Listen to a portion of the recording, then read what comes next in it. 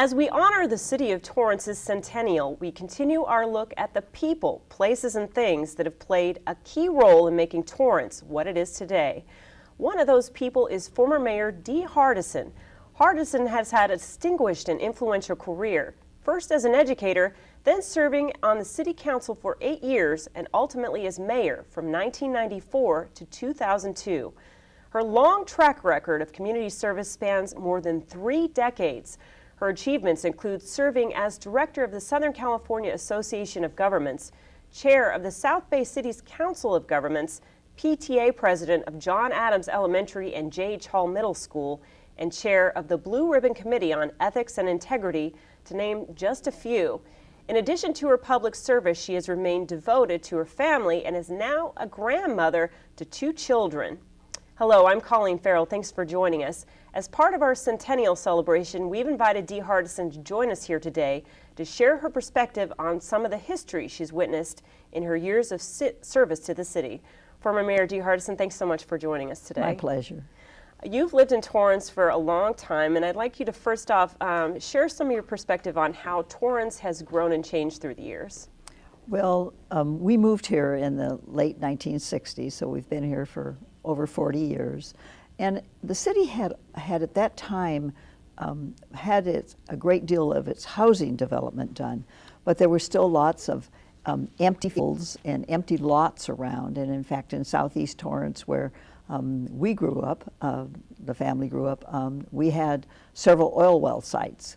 The children weren't supposed to play in those lots, but I know they did.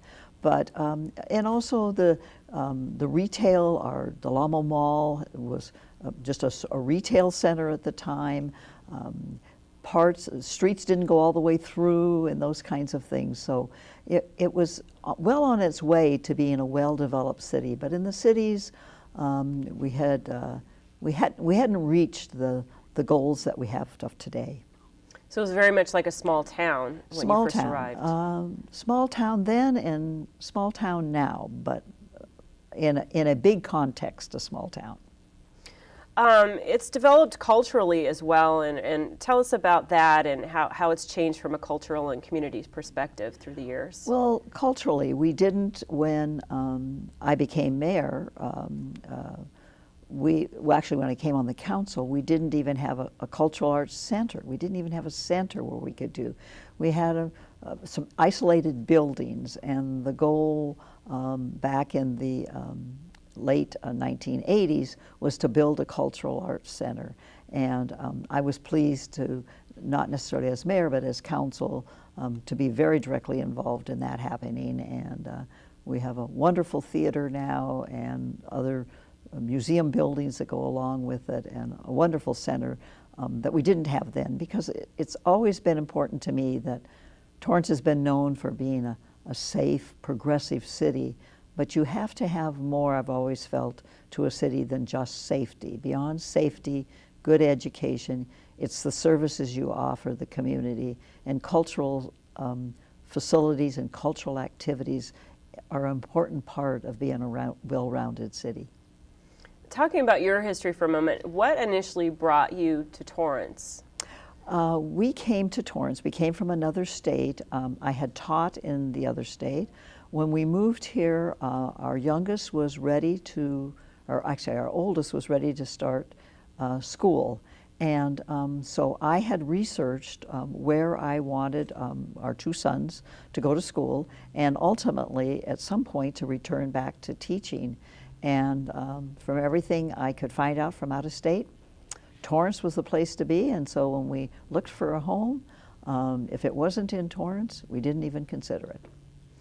Tell me about the chain of events that led to your first run to City Council. Well, I had, there's kind of I want to say a route you go through. Not everybody does, but it's still kind of the way leads you to local government, if you will, being involved. I moved here, and I had extra time, if you will. I had one in school and one in preschool, and so I looked around to something to get involved in, and I got involved in my homeowners association. And I had been told by a former mayor that I would have a park at the end of my block within a few years. And I grew up in a park, and so I waited a few years and had to get involved through the Homeowners Association. We ultimately got money, raised money, got a park. Then the route is, well, gee whiz, you should get on the Park and Recreation Commission. And for a while I said no, because I wanted my park developed. And but I got on the commission and served on the Park and Recreation Commission.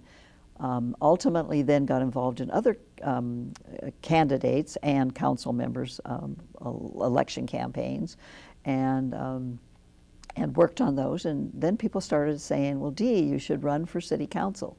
And I kept saying, oh, no, they're much more qualified than I am.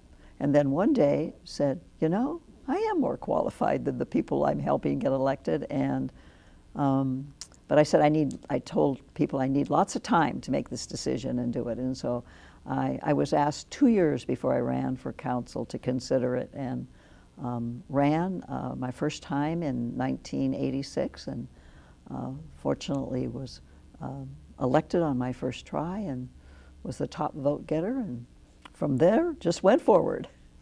Was there any sort of issue that you were passionate about that sort of drove your decision to run at that time? Always youth and youth activities and resources. I was a Torrance teacher, and at that time I'd come back to teaching.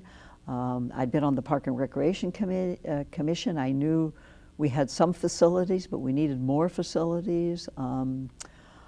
So that was probably the beginning drive that took me. But by then I think I knew a lot about the city. I had been here nearly 20 years living in the city before I actually ran for public office. Education here has evolved, and you've probably seen that, as an educator through the years. Talk about what it was like in its early years here in Torrance, and how it sort of has developed through the years to what it is today. Well, when we first came here, education was much more locally controlled. You did the bond measures when you needed to build the schools, and the people understood that the effects came locally, and you made the decisions. To me, it's very frustrating now that all decisions on education, at least 90% of the funding, is from the state. And so much is out of the local control.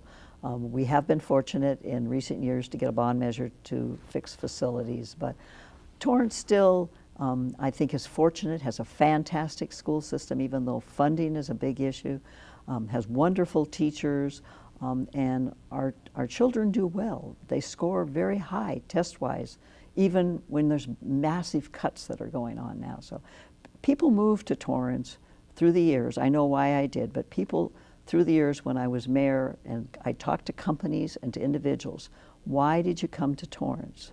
And the two reasons they came always were, it's a safe community and it has a fantastic school system. Okay. And you also served in the Planning Commission, so I want to talk about that Yes. a little bit. It's sort of an unofficial prerequisite, it seems, to serving on the council. What was your experience on that? Well, I only served, at the same time, by then I had become the homeowner president of my homeowner association. And I realized that I was going to be running for city council, and I didn't have that background of the planning piece of that. And so I applied for the Planning Commission and was appointed to the Planning Commission, and served just a little over a year on it. But it was a wonderful time. It was a time I really needed, and I encouraged others to do that. Now, the difficulty a little bit was I was appointed on a Tuesday evening, and on Wednesday night was my first meeting. And there's a preparation, and you need to go out and look at the sites and what have you, and turn before you go. So it was a really quick 24-hour study. So I went home that evening, and I had all my material, and so I got the first blueprint out and said to my husband, now help me figure out how to read a blueprint. I'd never read one before. And his first comment was, well, you've got it upside down. But I have to say, things got better from there on, and my time was well spent on the Planning Commission, and I used those skills when I went on to council. Okay. So the pay serving on city council certainly can't be the driving force behind wanting to No. serve as long as you did. What sort of kept you in the council once you were already there and kept you wanting to serve further? Well, you certainly don't do it for the pay, because we're a charter city and your pay is the people have to vote for it. And they've had opportunities, I guess, in the 50s and 60s to raise the pay, and they never have. So your actual pay is $100 a month. So it isn't for the pay. I think it's for the satisfaction. You feel like you're playing a part in the city's development, and I saw my role as continuing on from the mayor that served before, that was the mayor before me, Katie Geisert.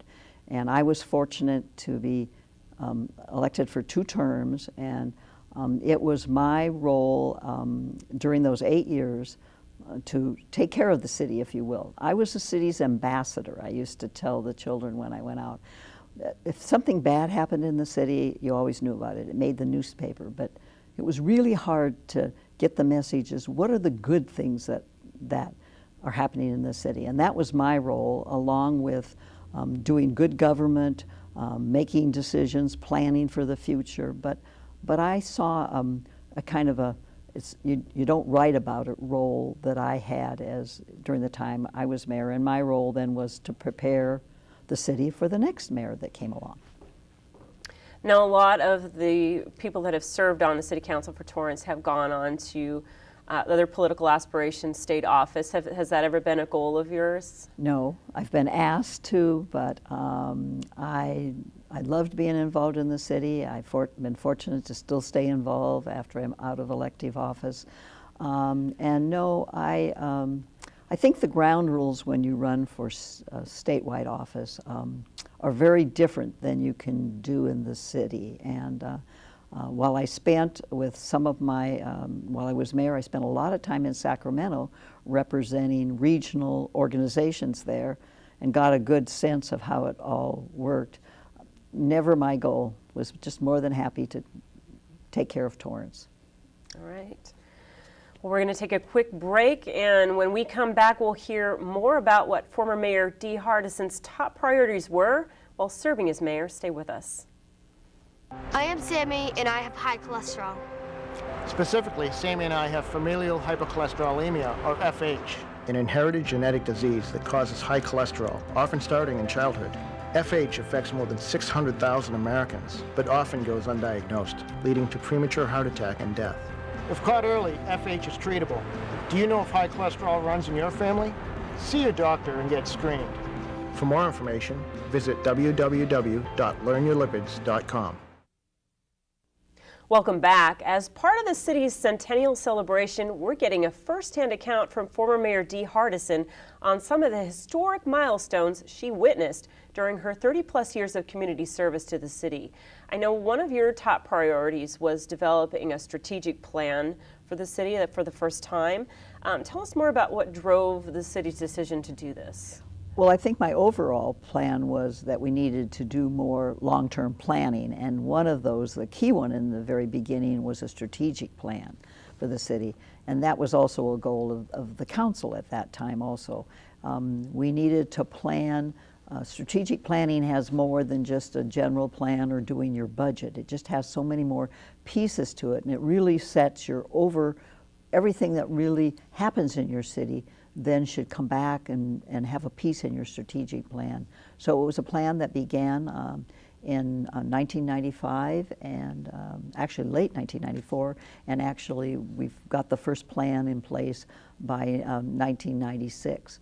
A long process, but a very community-oriented process that had residents of the city had on it. It had business people, it had the seniors, had the youth, it had employees of the city, basically the faith community. We basically wanted to make sure we had all elements of the city, and it was not going to be a plan that was just given to anybody. It was going to be a plan truly developed from our community.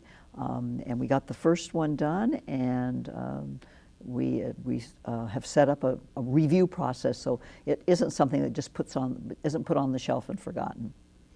And I know you mentioned previously that this was also prompted by the Hawthorne Corridor study. Was it? Well, at the same time, we were doing other things. A piece of like your strategic planning, as you look at your major streets, and Hawthorne is one of our major streets. And we were at a period where we needed then to look at what should the development look like coming forth, and what should the streetscape look like. And so it was a very involved study also that was done during that same time period, and we're implementing even till today pieces of that Hawthorne Corridor study. And it affects any development that comes with, it goes actually back off of Hawthorne, off the street directly, because there's a sphere of influence, if you will. But it's something that we spent a lot of time on, and continues to affect the city. Another thing that happened at that same time was a huge study on our infrastructure. I mean, what do we need to fix? We knew we needed to fix everything, but we needed to figure out priorities on how we were going to fix the streets, the sewers, the water system, anything that is part of your infrastructure.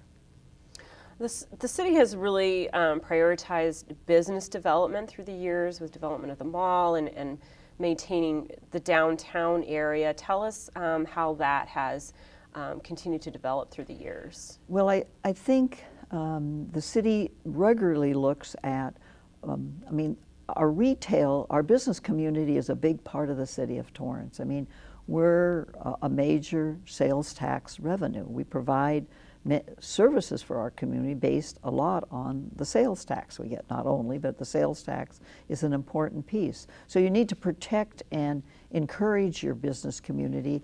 And through the years that I was mayor and prior, and I know since then, is we have a really good relationship with our Chamber of Commerce. And so from those, we would make sure that retail corridors need to be updated every so often and need to be modernized in that. And through the years, we looked at each of those corridors. The Rolling Hills Plaza got upgraded. Crossroads, that was right at our Lomita border. We were very much involved in that with the city of Lomita during the time I was mayor, to make sure that it met our needs but didn't impact our neighboring small city.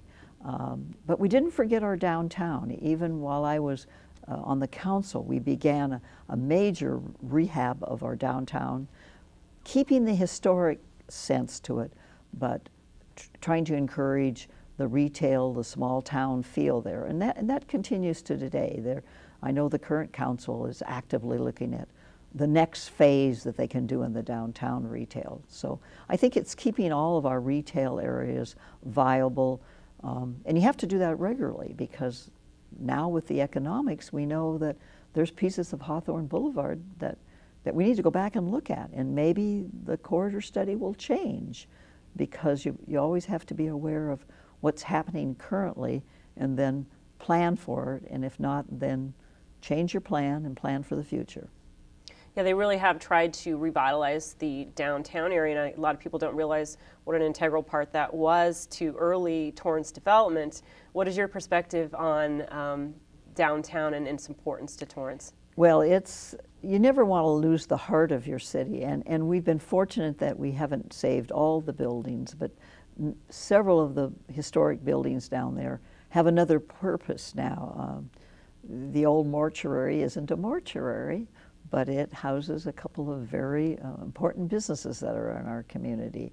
Our old City Hall has a very active business in there. And so I think that's important, but I also think that it's a combination of retail down there and also housing nearby, homes nearby, or the housing. And I think we have built some new housing units down there in the downtown, which is important. I think the goal is to try to make that a real walking community. So things like there's still a little market, grocery store in the downtown. That's extremely important. More restaurants are coming to the downtown, which is important. I think it's kind of neat that, in an old town, you used to have the retail down below and the housing was overhead up above. And we've actually done some of that in the downtown area even now, and probably will do more to keep that feeling of homes and retail businesses living side by side and each supporting each other. Taking a look to the newer part of the commercial development, Del Amo Mall, you've probably witnessed the growth and change of that through the years and the marriage of the malls, if you will. Tell us how that has grown and its importance to commercial development here. Well, as you mentioned, there were 2 malls, and it was a fairly long process to join the 2 malls together, actually have them as one owner, but also the development that happened over Carson Street to make that happen also wasn't an easy process. It took a long time, but it gave us, for years, we were the largest retail mall in the United States. We don't have that anymore, but we still have a very large mall. But malls get tired after a while, and we have, not during my time, but since then, we've added a new wing to the mall. I know that there are plans, I'm hearing current plans to come back and really put a new face on the mall, and you have to do that. But that mall is still a fantastic resource to the City of Torrance that we would never want to lose. Okay. I want to switch gears now to one of your other priorities. I know there are 4 top priorities for you when you were in office, and that's facilities for youth, which was a big passion area for you. Can you tell us what strides that you felt were made during your tenure in council and mayor that we're experiencing here today in the city and is helping to enhance our lives today? Yes. Well, fortunately, when I first, you go through cycles, economic cycles up and down, and they make a big difference on what you can and can't do if you have money or not. And of course, the city's going through a real harsh one right now. But just as I came into office, fortunately, we were just ending a budget downturn, if you will. So I was fortunate in most of the years that I was mayor, we had additional money that we could do some things, and it was a time.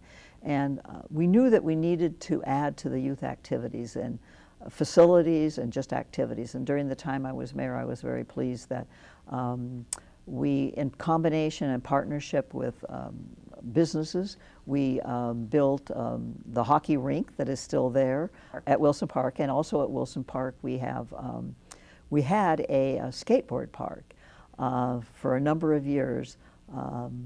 Unfortunately, the wood gave out, and so my hope is still that at some point we will return a skateboard park. When I ran for mayor, I promised the middle school students, at least in the area where I live, that we'd get a skateboard park because they were getting tired of getting kicked off of every place that had a ramp to it that they could do. But we don't currently have one. We also had a general plan to do something to finish the master plan at Wilson Park. And while it's still not completely done, the big thing that happened during my time of office was we built the first and today the only municipal gymnasium, if you will, at Wilson Park. And it's we depend on the schools to let us use their gyms and what have you, but we have our own now too, where we can direct the scheduling and what's happening. We also, during that time... and let me interrupt you, that facility bears your name as well. Yes, it does. It was, it's quite an honor to have your name on that sports center, because it also has some other multi-purpose rooms that can be used. But it does have my name on it, and that's a real pleasure and a real honor for me. We also, our teenagers came to us during that time and said, we need a place that we can call our own, to have our own activities and what have you. And so while I was mayor, we didn't build it. There was a county building that wasn't being used, and we were able to get control of it. But we have on near Torrance High School a building called the Attic, and that is our high school, pretty much our high school teen center. Now we have one, and I'll be real honest, we need more than one in a city this size. But I am pleased we have one. and we've continued to build upon it. So I think, and we increased other programs during the time I was mayor. The after-school program, the city's run after-school program for elementary and middle school got a boost in the beginning in that time. We continue to look at activities for middle-aged students during that time with expanding upon the things we had for them on Friday nights, if you will, at the rec center and those kinds of things. So that's always been important to me, but I think to others in the city too. And I am pleased with what we got accomplished during my 8 years and in the years that have since then. And I know you mentioned to me that you sort of took on as a pet project a park in your own neighborhood, and spent a lot of time volunteering to sort of enhance that park. Tell us about that project for you. I think you're speaking of Sur La Brea Park, which is about 4 doors from my home. Yes, when we bought our home back in the late 60s, the realtor who sold us our home told us that we would have a park, and within a few years it was actually oil fields at the time, and I think the neighbors around the future park wanted the oil rigs out of there, but there didn't seem to be any movement to get the park developed. And so at the time my younger son was 3, I think he was 3 years old.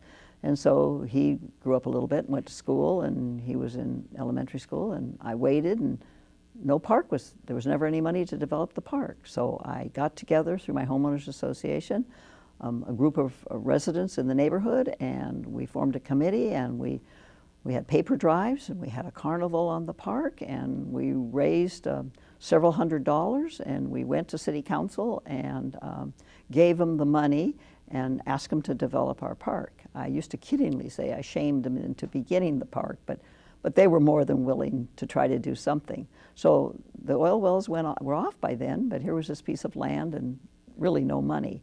And so our first park was kind of done piecemeally. It had, by then my younger son was in 8th grade and was looking for an Eagle Scout project, and so what he ended up doing was I found that he could get leftover school playground equipment from schools that had closed, and they were installed on the park, and the scouts painted them up so they looked a little better than just the old gray stuff. The park department actually built some other equipment, a slide and a ramp and things that they built from their resources. So that when we first started out, we had very little on the park, but at least it was a beginning of a park. We had portable restrooms, and the restrooms were at the peak of the hill of the park. And I don't think I need to say more about that. But anyway, we persevered, and in fact, we ended up with a park building. When the marriage of the 2 malls happened, I never found out who, but somebody said that building was to go to Sur La Brea. Still have that recreation building up there. And as time went on, more and more things were added, and we got the other buildings and the other facilities. And so when my young son the youngest was a senior in high school, we dedicated that park as being complete. And it's a fantastic park. My children didn't get a chance to use it as young children growing up, but I have 2 grandchildren, and through their growing up years, they spent a lot of time at my house, and they just think that's their park, and that's okay with me. Congratulations, that just shows you can really make a difference. Well, you have to be patient, you know. Government does not move quickly, but that's okay, because I'm a pretty patient person. And now, like you said, many generations will be able to enjoy that park. And my grandchildren are now near teenage, 1 teenager in that, and we regularly play tennis with them at that park. And I know the Veterans Memorial was another project that you had a passion for and wanted to see through. Tell me about that and why you felt that was necessary. Well, I think it was just, and there were other people, there were veterans groups that came to us and said, you know, we were at the Cold War time and things, and we had other veterans in our community that There was little bits and pieces of things, but there wasn't anything, a total memorial kind of to them. And so the idea was hatched that why didn't we see if we could find the resources? And actually, a couple of city employees really speared that effort and didn't let us forget it. I mean, that was a total community effort that happened during my watch, if you will. And our assemblyman at the time was good enough to get us some money, which was also helpful, that helped bridge the gap to be able to build it. But we got it built and we got it dedicated. We, in fact, as part of that, there's a goal to not only have the names of all the people, and you hope that there won't be a lot of names added as we go forward. Unfortunately, since I've left office, I've been to that site more than once for our young men from Iraq and from Afghanistan. But you hope that there's no more. But the Historical Society is now doing a living history, and so that they're looking to find out, let's know more about those people, particularly the early people in our community, that let's know more about them than just have their name on a plaque. But it's very visible, and it's a pride to the city of Torrance. What kind of feedback did you get after it was built from veterans? Oh, they thought it was wonderful, and you regularly see. We particularly remember it at special dates, but you regularly see flowers there, and somebody has put them there for a special name. Mm-hmm. So you work to develop both the South Bay Cities Council of Governments and the South Bay Economic Development Partnership. Tell me about what these bodies do and what sort of need they have filled. Well, when I became mayor, and actually the beginning of the South Bay Council of Governments began a bit under Katie Geisert's watch, if you will. But the city of Torrance we're the next to Los Angeles, we're the big city, if you will, and we're a full service cities. We have all the services, so we don't need to look to another city basically for help. But it was real important to me when I became mayor that we began to reach out to our other cities and do things together, and groups of cities or individual cities getting together and accomplish something. So I was involved pretty much throughout the whole process of developing the South Bay Council of Governments, and it's all the South Bay cities, and actually we even have a representative from the city of Los Angeles, the San Pedro area and the area up next to the airport are a part of our sphere of influence, if you will, and so they take turns sharing a representative. But we have done some fantastic planning together.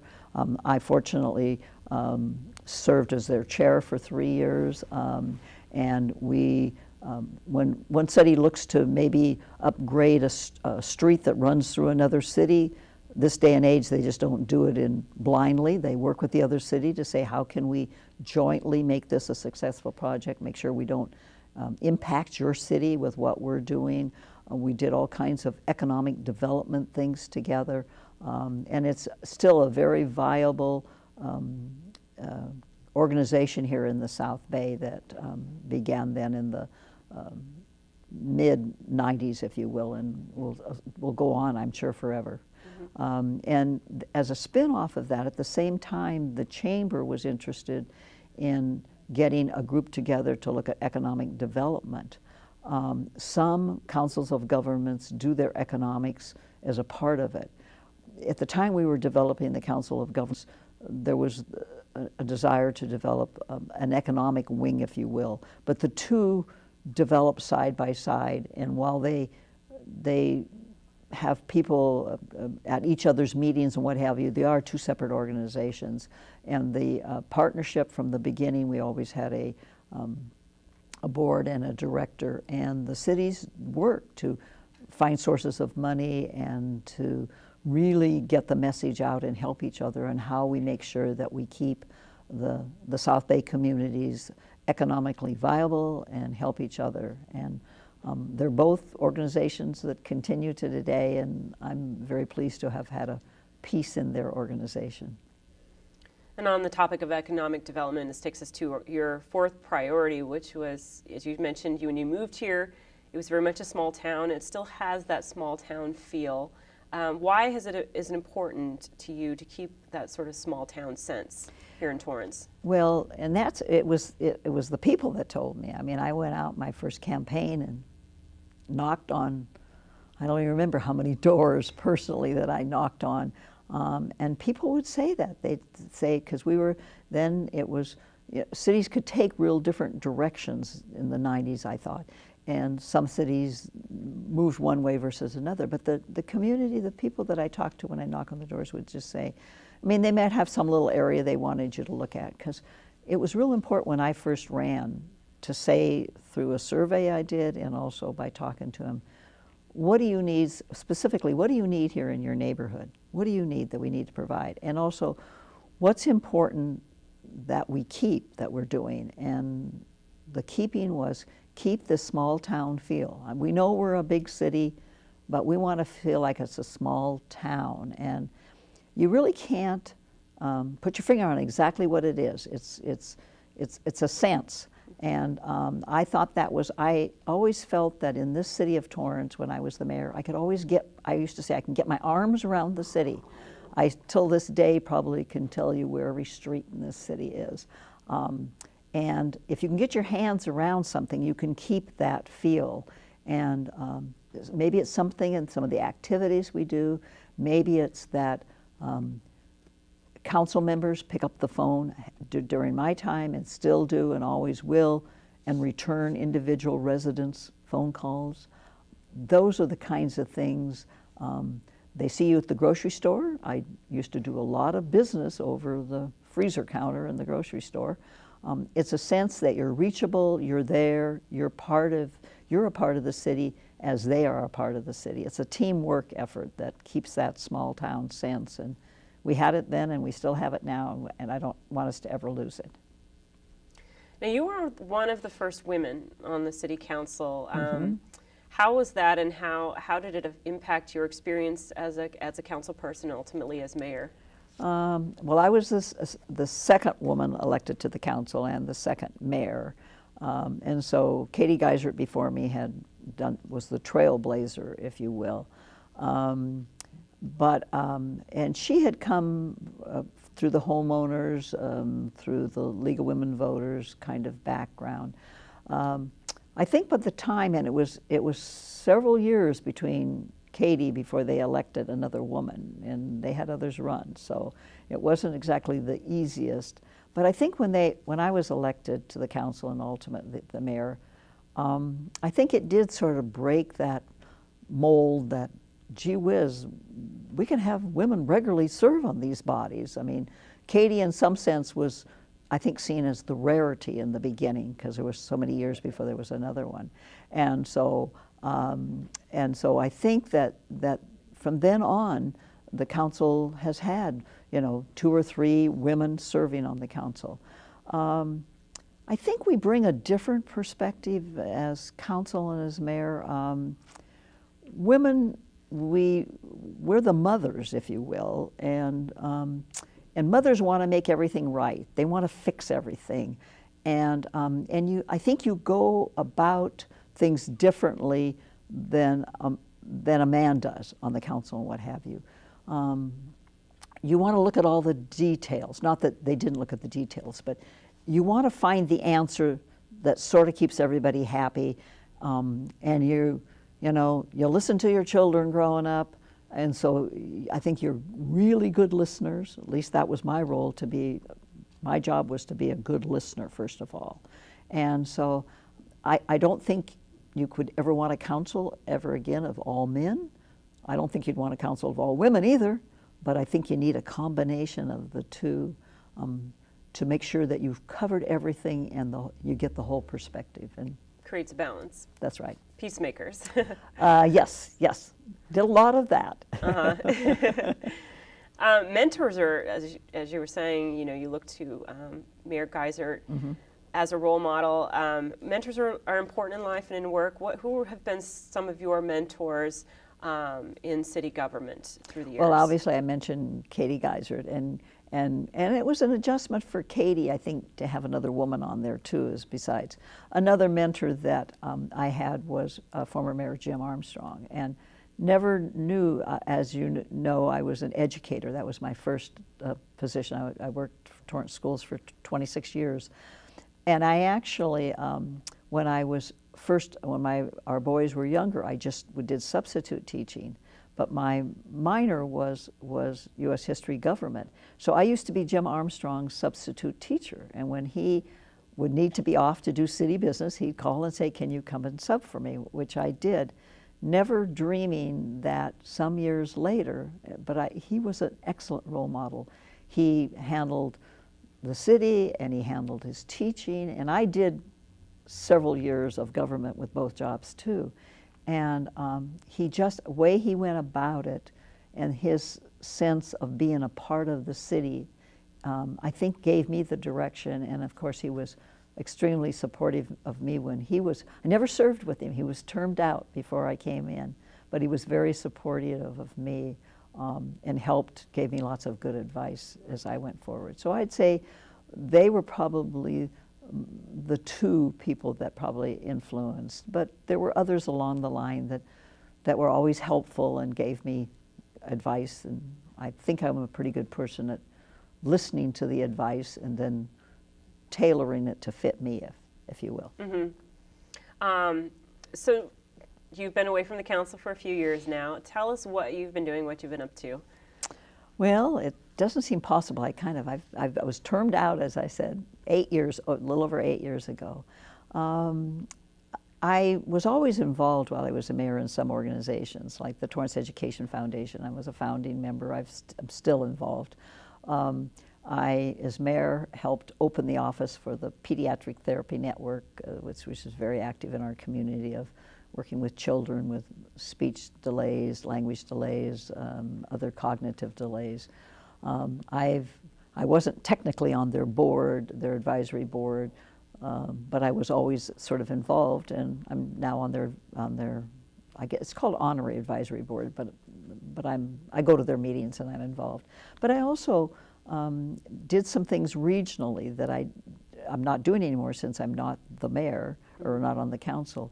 But one organization through the SCAG that was mentioned, the council, the SCAG, they had a nonprofit organization that they do planning. They're a planning transportation, planning housing, but they formed a nonprofit that actually built affordable housing. And so after I did my 1 year, you sort of have to, after you're out of political office, you have to kind of take a year break. Then I was asked to come on an organization called LINK, which was developed, if you will, by the separate, but now a nonprofit by SCAG that builds affordable housing statewide. Mm-hmm. And I've been on that board now for 8-9 years, and in July was elected the chair of the board, and I will have that chairmanship for 2 years. So I still find ways to stay involved. The current mayor keeps me busy. I chaired his Ethics and Integrity Committee for 15 months that wrote an ethics code for the City of Torrance. He had an idea of having students involved in government, kind of, if you will, students coming and spending time job shadowing at the city. I've chaired since the inception of it with another person, the Student in Government Day that happens each year in the spring, which involves 8th grade students.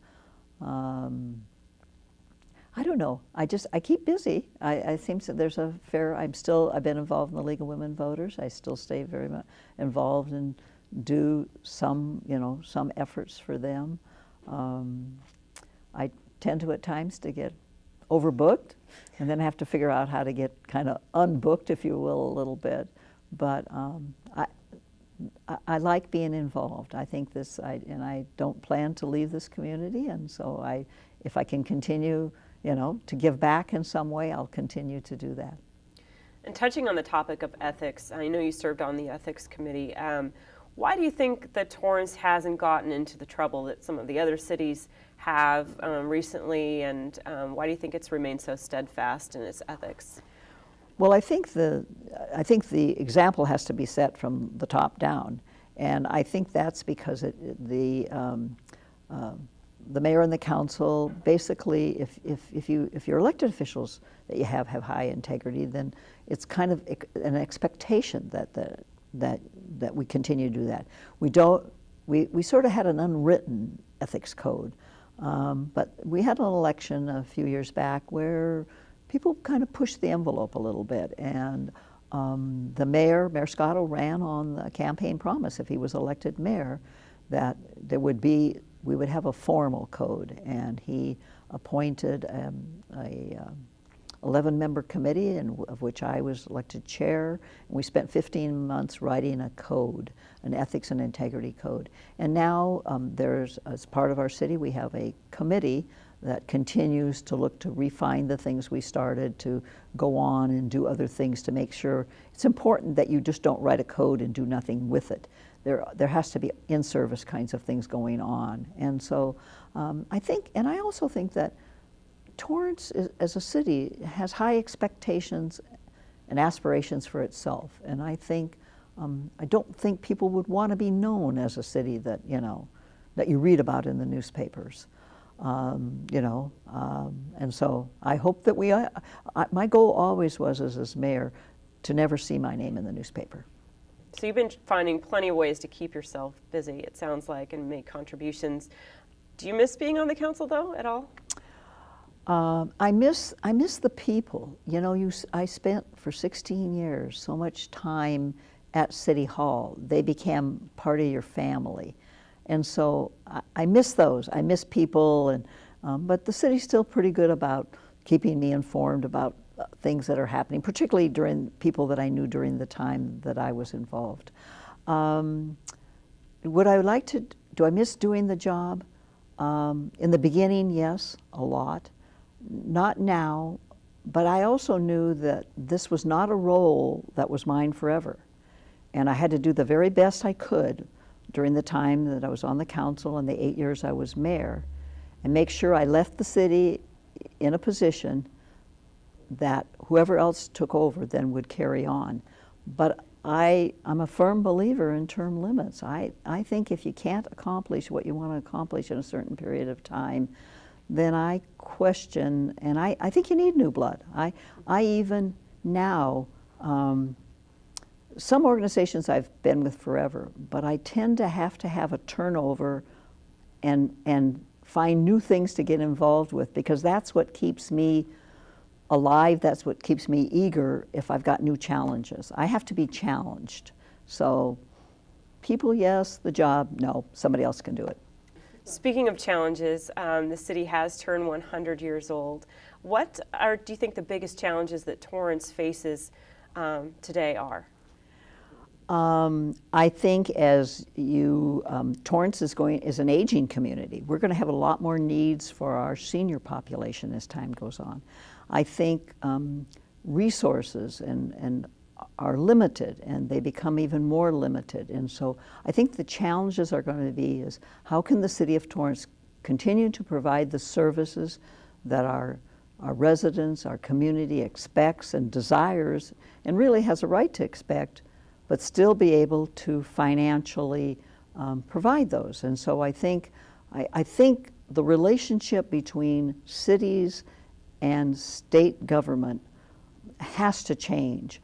I think cities having to wait every year and find out what the state's going to take of the city's revenue and then fight to get it back, and that isn't the way you can operate. You need to know what you can count on as your money that's yours that you can do, and then you can build a reasonable budget and provide the services.